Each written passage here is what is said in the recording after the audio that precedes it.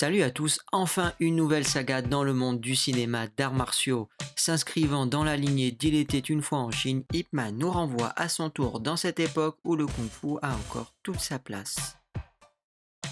4 films au total pour retracer le parcours d'Ip Man, ce maître reconnu pour son art du combat, sa vertu martiale et plus particulièrement pour avoir été le maître de Bruce Lee. Depuis le premier film sorti en 2008, le personnage fascine et Ip Man rime avec succès. La suite était donc inévitable avec des budgets de production de plus en plus importants et un box-office qui double quasiment à chaque film. La série s'achèvera finalement en 2019 au bout du 4e film. Parallèlement sortira aussi d'autres adaptations comme Ip Man la légende est née ou Ip Man le combat final qui complètent en quelque sorte l'histoire de la saga en proposant un avant et après sans piétiner sur l'œuvre principale. Et puis The Grand Master, un autre chef-d'œuvre reprenant le rôle d'Ip Man dans une fiction annexe indépendamment des autres films. Bref, vous l'avez compris, Ip Man n'aura jamais connu autant de gloire qu'aujourd'hui. Son art et ses valeurs martiales ont conquis tout un public jusqu'à en faire un héros national. Je rappelle pour ceux à qui le nom d'Ip Man ne dit rien que c'était un maître et expert dans l'art du Wing Chun, un style de kung-fu originaire du sud de la Chine portant le nom de sa fondatrice, Wing Chun. Ce style, basé sur la défense-attaque simultanée sans fioriture ou saut périlleux inutile, a quelques particularités qui permettent facilement de le reconnaître. Premièrement, l'utilisation du mannequin de bois à l'entraînement. Ensuite, des attaques directes en ligne droite. Le fameux coup mitraillette comme dans Ken le survivant. Et puis sans oublier l'art de donner des coups sans avoir à regarder son adversaire. Ah, pas mal quand même.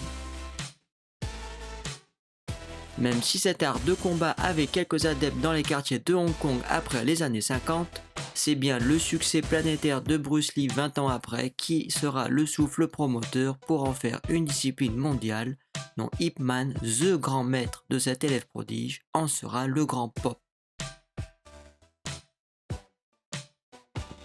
Avec Wilson Yip à la réalisation et Donnie Yen dans le rôle principal, la série était donc destinée à plaire.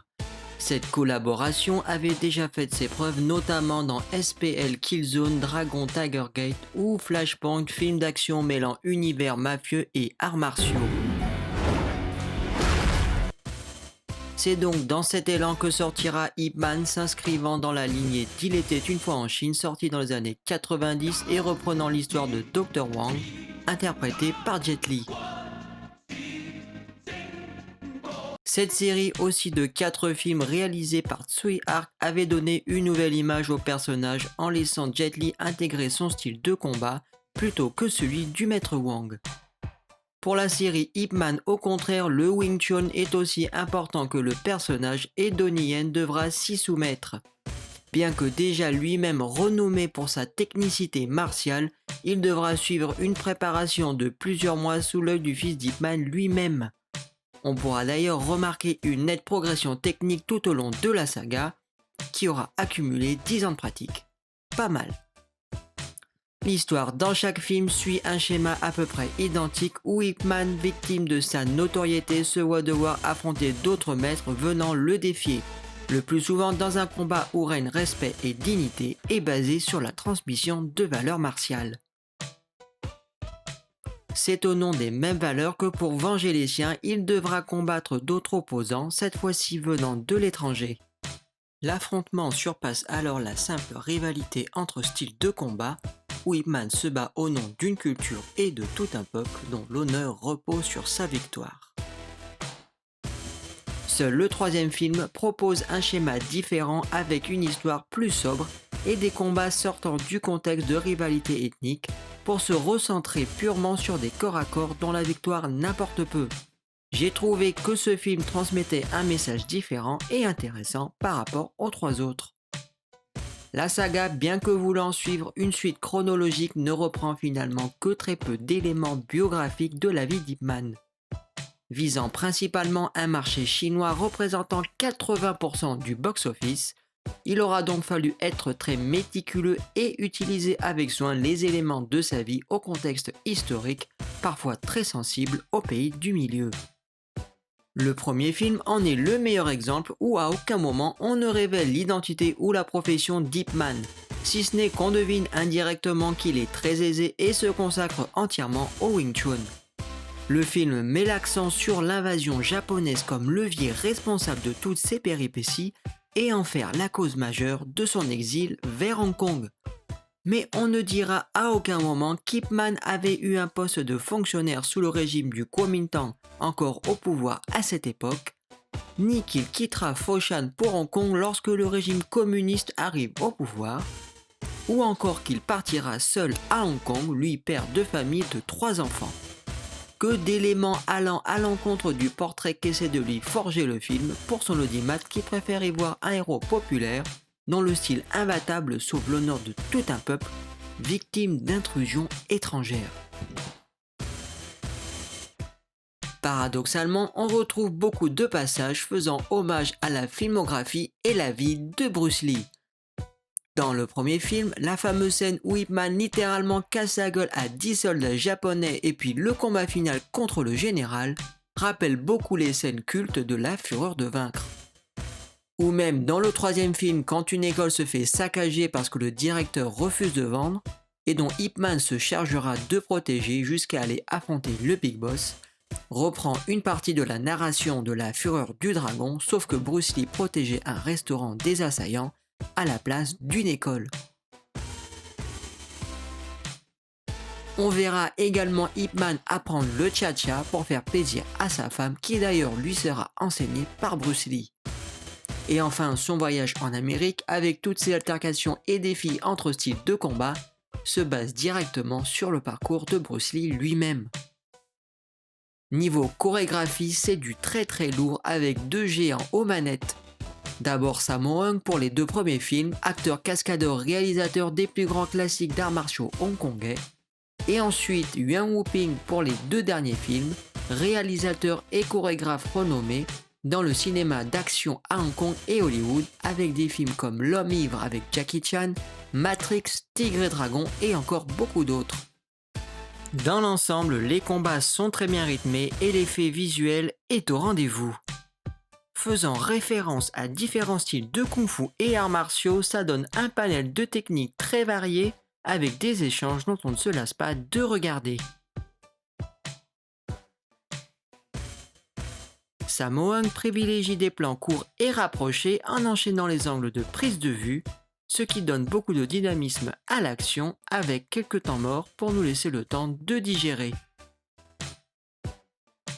Yuan Wuping quant à lui opte pour des plans plus longs et plus larges, ce qui permet des scènes plus posées et une meilleure vue d'ensemble pour pouvoir apprécier le combat. À l'effet visuel, il associe aussi l'effet sonore qui rajoute beaucoup à la cinématique.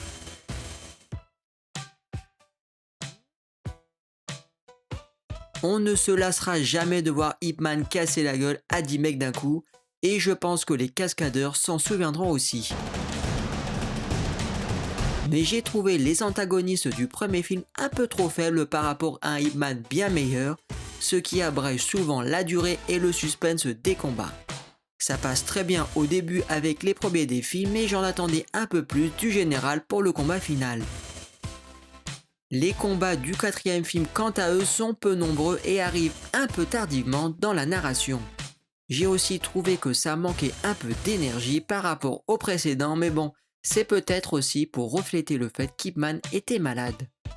Reste le 2e et 3e volet qui ont pour moi les meilleurs combats de la série. L'entrée en scène de pointures du cinéma d'arts martiaux et des sports de combat tels que Sammo Hung, Zhang Jin ou Mike Tyson nous offrent le spectacle avec des échanges déjà plus équitables et beaucoup plus variés. Les défis entremêlent sur la table ronde dans le 2e est l'une des meilleures scènes du film, surtout avec l'affrontement entre Donnie Yen et Sammo Hung qui restera sûrement dans les annales. Le combat final en revanche, bien que spectaculaire, perd en crédibilité, avec une boxe anglaise pas très convaincante et beaucoup trop de coupures en montage à mon goût.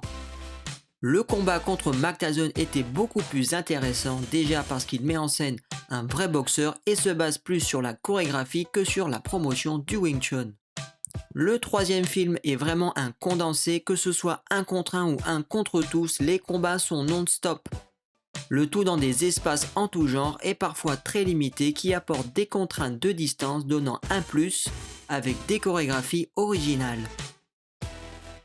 Enfin, le combat final Wing Chun contre Wing Chun est sûrement le plus beau combat.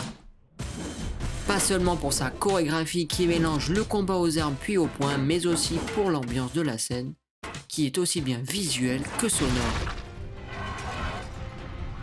Fini le public, il y a un silence qui laisse place au bruit des armes qui se chevauchent, au son des blocages et des coups de poing des deux combattants, le tout dans un décor magnifique et une belle démonstration technique de la part des deux acteurs.